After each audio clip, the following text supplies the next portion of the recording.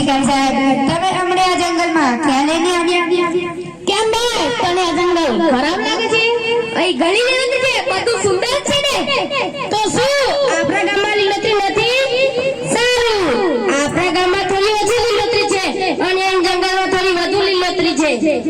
અમારી જગ્યાની માટી અને તમારી જગ્યાની માટીમાં ઘણો તફાવત છે. તો કેવી રીતે?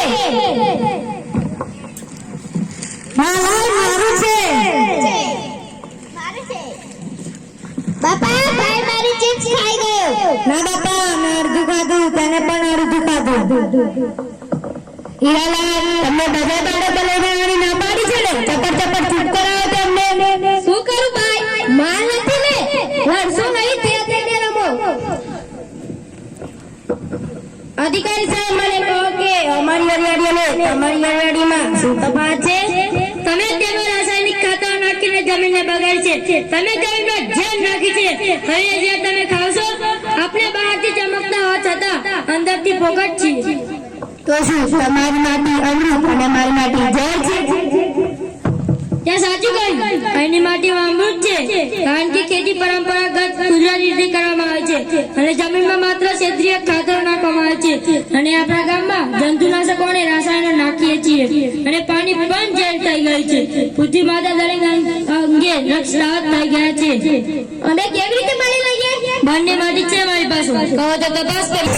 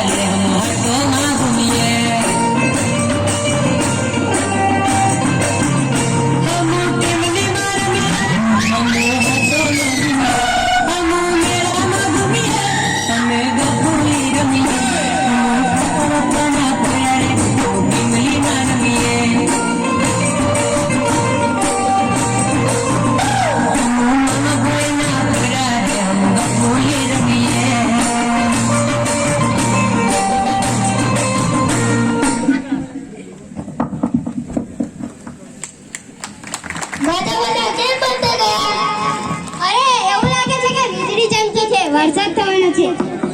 વરસાદ કેવી રીતે પડશે? હવામાન તો ધબકું છે. આ કોણ છે? આ લોકો આપણા ફોટા પાડી રહ્યા છે. આપણા ફોટા શા માટે પાડી રહ્યા છે? તમે લોકો આ બધો કચરો તમારી સાથે લાવ્યા છો, તમે તો જતા રહેશો. અમારી ધરતી માતા માટે શ્વાસ લેવો પણ મુશ્કેલ થઈ જશે. તમે લોકો પણ ખાવા પીવાનો બધેલો ખોરાક અને કચરો પૃથ્વી પર ફેંકી દો છો, ત્યારે પ્રદૂષિત નથી થતી પૃથ્વી? તમે લોકો પણ ઘણી બધી વસ્તુઓ પૃથ્વી પર ફેંકી દો છો.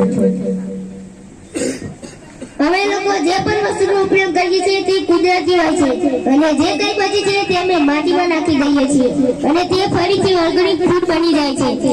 આ સદીઓથી આવી રીતે કુદરત સાથે ચાલતા આવે છે. અમે નથી ઈચ્છતા કે કોઈ બહારથી આવીને અમારી ધરતીને ખરાબ કરે. તમને શું લાગે છે આઝાદીની લડાઈ 1857 માં થઈ હતી? એ પહેલા 1854 માં ફૂલો અને જાનો નામની બે બહેનોએ પોતાનો જળ જંગલ અને જમીન બચાવવા અમૃત સાથે લડાઈ લડી હતી. તેમને પણ સજા મળી અને આજે તમે અમારી જમીન પ્રદૂષિત કરી, તમને પણ સજા થશે.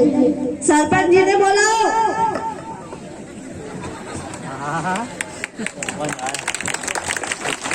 આ બધું શું ચાલી રહ્યું છે? આપણી ધરતીને કોણે પ્રદૂષિત કરી છે?